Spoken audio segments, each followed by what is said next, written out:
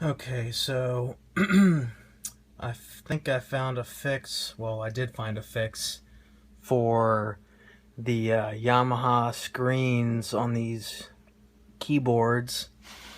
Um, Mine was that it would be have lines through it, and only half the screen would be lit up, and then eventually it just stopped working.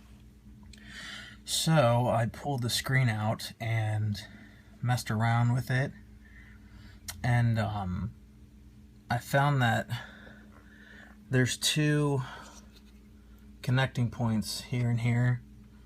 This one looks exactly like this one. I found that when you put pressure, when you squeeze the connection points on this side, it starts working.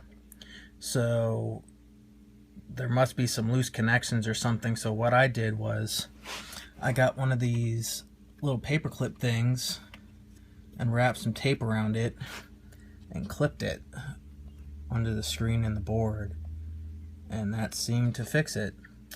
Hopefully this helps you, and hopefully this works for you too, because I've done a lot of research and haven't found much on how to fix these things, and the replacements are like 150 bucks. So yeah, that's it. So hopefully this helps you out.